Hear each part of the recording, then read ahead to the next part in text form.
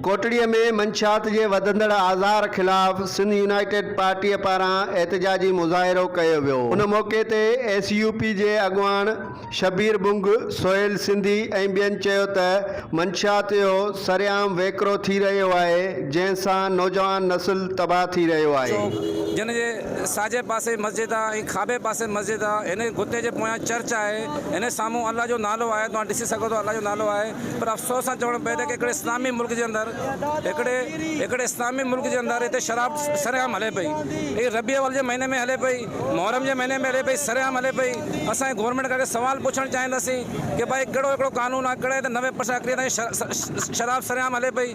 असां पंहिंजो एहतजाज रिकॉर्ड करणु आयासीं, ऐं पंहिंजी तहरीक असां वधीक तेज़ कंदासीं। मतिलबु असांजी तहरीक हिते ख़तमु न थींदी, अगरि हीअ बंदि न थींदो त असां पंहिंजी तहरीक वधीक तेज़ करे हिन जे साम्हूं हिते जेको मंशात जो गुथो कमु आहे उहो हली रहियो आहे। अॼु ही बाबरकतुनि जो महीनो आहे, नबी सल्लल्लाहु अलैहि वसल्लम जो ॼमण जी जेको आहे सो माना महीनो आहे। उन बरकतुनि वारे महीने में बि तव्हां ॾिसो अलमदीना चौक ते शराब जो गुथो हली रहियो आहे।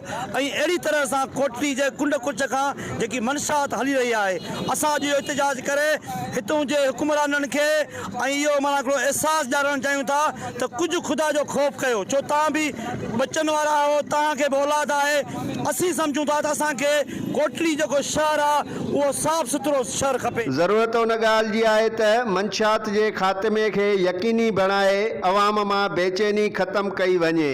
कैमरामैन रफ़ीक कोलाचीअ सां गॾु इस्माइल बारी जो सिंध TV न्यूज़ कोटड़ी।